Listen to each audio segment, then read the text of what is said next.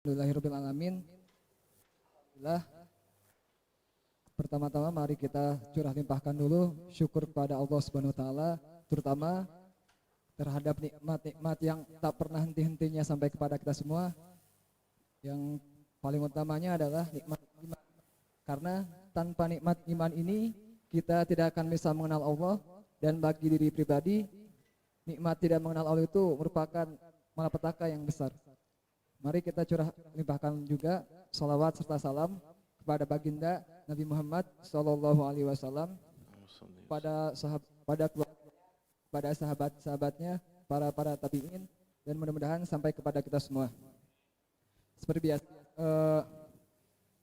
susunan acara akan dibacakan oleh saya pribadi. Yang pertama adalah pembukaan, kedua kajian, yaitu kajian kitab Safinatul karya Syekh Salim bin Sumair Al-Hadromi yang pembahasannya dari yang kemarin. Dan kemudian setelah itu ada sesi tanya jawab. Setelah ada sesi doa dan penutup. Mari kita langsung saja ke sesi yang pertama, yaitu pembukaan. Mari kita bacakan basmalah bersama-sama. Bismillahirrahmanirrahim. Kemudian kita langsung pada materinya, dipersilakan saya. Bismillahirrahmanirrahim. Alhamdulillahi rabbil alamin. Wassalatu wassalamu al-atammani al-akmalani ala sayyidil mursalin Sayyidina Muhammadin wa ala alihi wa ashabihi at-tayyibin at-tahirin. Amma ba'd. فأسأل الله سبحانه وتعالى أن يمن علينا بالعلم النافع والعمل الصالح، وأن يفقهنا في الدين، وأن يفتح لنا فتوح العارفين، وأن يرزقنا الإخلاص في الأقوال والأعمال. اللهم آمين. Alhamdulillah, segala puji bagi Allah yang telah menganugerahkan kepada kita nikmat dan karunia-Nya, dan salawat dan salam semoga tercurah kepada Nabi kita Nabi Muhammad sallallahu alaihi wasallam, kepada keluarga dan orang-orang mengikuti beliau hingga akhir zaman. Ya Allah, anugerahkanlah kepada kami ilmu yang bermanfaat dan mengamalkan ilmu yang bermanfaat. Ya Allah, berikanlah kami kepahaman dalam mempelajari agama ini, dan Allah bukakanlah bagi kami, ya, sebagaimana Engkau bukakan bagi hamba-hambamu yang arifin, ya. Dan ya Allah, anugerahkanlah kepada kami keikhlasan dalam beramal. كان آخر ما وقفنا عنده في الدرس الماضي هو الكلام حول نواقض الوضوء. ونواقض الوضوء معناها الأسباب التي ينتهي الطهر عندها. نعم. Ya, pada pertemuan terakhir kita telah membahas tentang pembatal wudu. Dan maksud dari pembatal wudu adalah, ya, kondisi di mana berakhirnya masa suci seseorang, ya, kondisi suci seseorang. ذكرنا الناقض الأول من نواقض الوضوء، وهو أن كل ما خرج من السبيلين ينقض الوضوء إلا المني. Telah kita sebutkan pembatal yang pertama, yaitu segala sesuatu yang keluar dari kubul ataupun dubur, ya, kecuali apa? Kecuali air mani. الناقض الثاني من نواقض الوضوء هو زوال العقل بنوم أو نحوه. Pembatal kedua dari pembatal wudu adalah hilangnya akal karena sebab tidur atau sebab lainnya. والمراد بزوال العقل أي زوال التمييز، سواء زال التمييز بنوم أو زال التمييز بسكر أو زال بإغماء أو زال بجنون. أيا كان سبب زوال العقل، فإذا زال العقل انتقض الوضوء. Maksud dari hilangnya akal adalah hilangnya kemampuan seorang dalam tamyiz, yaitu membedakan yang baik dan yang buruk, ya, dan lain-lain, ya. Dan sebabnya bisa hilangnya tamyiz seseorang dengan tidur, atau hilangnya tamyiz seseorang karena mabuk, hilangnya tamyiz seseorang karena gila, dan hilangnya tamyiz seseorang karena pingsan. وبالتالي بارك الله فيكم زوال العقل ينقض الوضوء إلا في صورة واحدة، وهي إذا نام الإنسان قاعدا ممكنا مقعدته من محل جلوسه. ومعنى التمكين ألا يكون هنالك فراغ أي تباعد بين مقعدته ومحل جلوسه. Ya. Seluruh kondisi hilangnya akal tadi itu membatalkan wudhu kecuali satu kondisi, di mana ketika seseorang dia tidur dalam kondisi duduk yang mana pantatnya mumakkin ke lantai. Maksud dari mumakkin ke tempat duduknya atau ke lantai itu adalah apa? Tidak ada rongga, tidak ada jarak antara tempat duduknya dan pantatnya. وإذا تقرر هذا فإن الذي ينقض الوضوء هو النوم، أما النعاس فإنه لا ينقض الوضوء. وعلامة النعاس أنه يسمع كلام الحاضرين وإن كان لا يفهمه. Ya, kalau ini sudah dipahami, maka yang membatalkan wudhu itu adalah tidur. Sedangkan ngantuk itu tidak membatalkan wudhu. Dan tanda seseorang itu ngantuk adalah apa?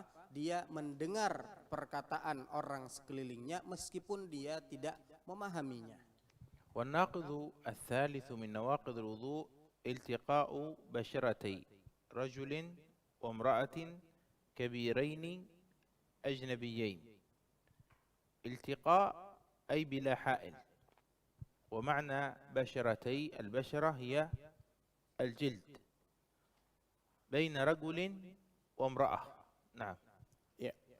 Pembatal yang ketiga yaitu bertemunya kulit antara laki-laki dan perempuan yang kedua-duanya besar, tanpa adanya hubungan mahram antara keduanya. Dan maksud dari bertemunya yaitu apa? Bertemu langsung tanpa penghalang. Dan maksud dari basyrah yaitu apa? Yaitu kulit, kulit laki-laki dan perempuan. فليس ناقضا إذا لمس الظفر، وليس ناقضا إذا لمس السن، وليس ناقضا إذا لمس الشعر، لأن هذه ليست من البشرة، وهذه لا يلتذ بلمسها وإنما يلتذ بالنظر إليها. Ya. Maka kalau tadi dikatakan bahwa yang membatalkan adalah pertemuan kulit, maka jika bertemunya kulit dengan kuku, maka itu tidak membatalkan. Bertemunya kulit dengan gigi, maka itu tidak membatalkan. Bertemunya kulit dengan rambut, maka itu tidak membatalkan. Maka yang membatalkan adalah apa? Pertemuan antara kulit dan kulit. Kenapa? Karena kuku, rambut dan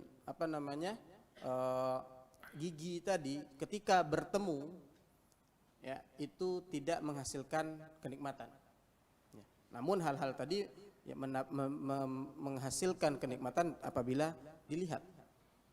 وإنما يحصل النقض إذا كان اللمس بين رجل وامرأة أجنبيين، أما بين المحارم فلا نقض. وقد تقدم معكم في درس الرسالة الجامعة أن المحارم 18. Ya, dan telah dijelaskan bahwa yang membatalkan itu adalah apabila bertemunya kulit laki-laki dan perempuan yang tanpa adanya hubungan mahram di antara keduanya. Dan telah dijelaskan kepada kalian pada pelajaran kitab Ar-Risalah Al-Jami'ah, pada matan Ar-Risalah Al-Jami'ah, bahwa mahram itu ada sebanyak berapa? 18. من يستطيع أن يعد المحارم 18 الآن؟ Siapa yang bisa menghitung, menyebutkan ke-18 mahram itu sekarang? من؟ واحد فقط. Satu saja. اثنين. Dua. اثنين. دواء. Dua. دواء. قل لي دواء. Hanya dua. Hanya. Hanya dua. only. من يستطيع أن يعد المحارم 18؟ 7 بالنسب، 7 بالرضاع، 4 بالمصاهرة. 7 ya mahram karena nasab, 7 mahram sebab persusuan, 7 mahram sebab pernikahan. من قرأ الدرس قبل أن يأتي؟ Siapa yang membaca pelajaran sebelum datang ke pelajaran ini? قرأتم؟ جيد. طيب من حفظ المحارم 18؟ Siapa yang hafal 18 mahram? تفضل أنت. نجرب هذا، نجرب. لا بأس. نعم. الأخت، العمة، بنت الأخ، وبنت الأخت. 7 بالنسب، بالرضاع نفسهم. نعم نعم نعم. من الرضاع، بنت الأخ من الرضاع، بنت الأخت من الرضاع. بالمصاهرة 4. من؟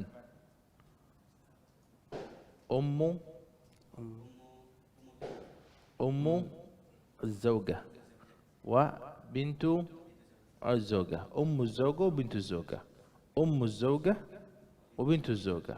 فهمت؟ أم الزوجة وبنت الزوجة 1 2. طيب وزوجة الأب، زوجة الأب وزوجة الابن. أيوة. أولا أم الزوجة، أولا في الأعلى أم الزوجة وبنت الزوجة. زوجة الأب، أب، وزوجة الابن مرة ثالثة.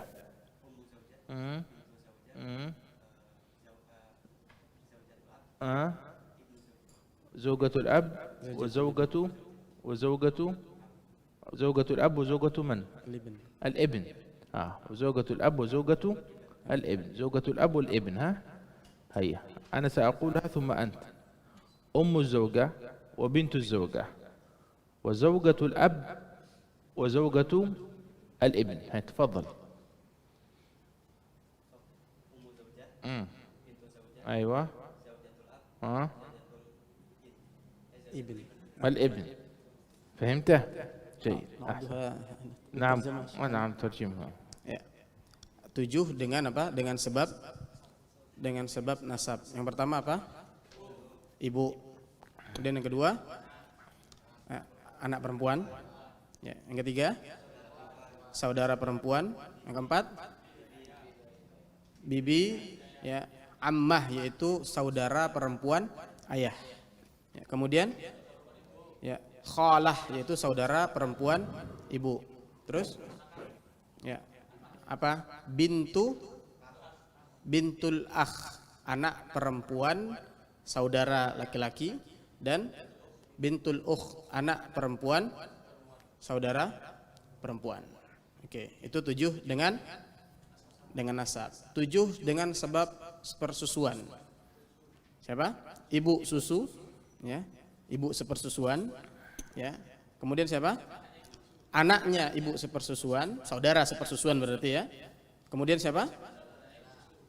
Saudaranya ibu susu, yaitu apa? Saudaranya itu apa?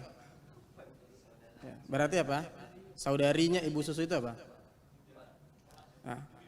Ammah, ya. Khalah, ya. Kemudian ammah, ya, minar ridha itu apa? Saudarinya bapak susu, ya. Saudarinya bapak susu, ya. Paham, ya? Ya. Saudarinya bapak susu, paham? Oke. Terus yang kelima, bintul akh, ya. Ponakan saudara, anak perempuan dari saudara sepersusuan, ya. Paham? Anak perempuan dari saudara sepersusuan. Kemudian anak perempuan dari saudari ya persusuan. Ya. Kalau sadari perempuan kan? Ya. Oke. Udah berapa? 7. Oke. 4 dengan sebab pernikahan. Yang pertama, Ummuz zaujah. Ya. Jangan kita artikan mertua. Ya. Mertua itu kan bisa bapak, bisa ibu gitu kan. Ummuz zaujah, ya. Ibunya istri. Ya. Kemudian yang kedua, bintu zaujah. Kalau istri ya nikah dengan janda bawa anak perempuan. Gitu kan? Nah, anak perempuannya menjadi mahram. Kemudian zaujatul ab, bapak nikah lagi. Misalnya ya ibu baru. Ya. Ya kan? Ah, zaujatul ab itu mahram. Kemudian terakhir zaujatul ibn, anak laki-laki kita menikah dengan perempuan, ya perempuannya itu ya menjadi mahram. اطلب من أحدهم أن يعيد حتى أتأكد. Oke, sekarang ya selain dua orang tadi, ya, siapa yang mengulangi, bisa mengulangi lagi?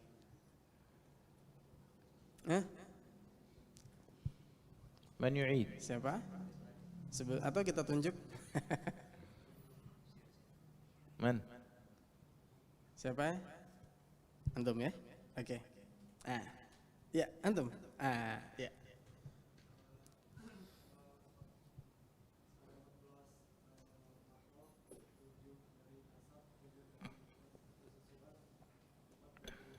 Oke.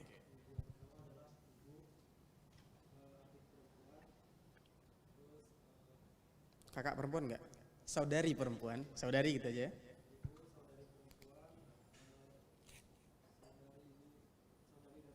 Oke.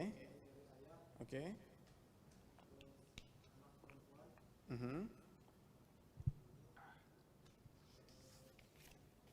Anak perempuan dari ya.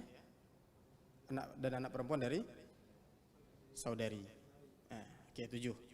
Persusuan sama. Ya? Ya kan? Oke, sekarang yang 4.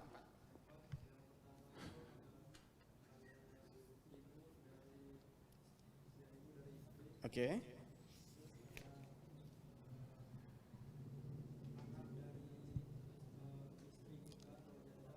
Anak dari istri, oke. Ya, anak bawaan gitu ya, oke.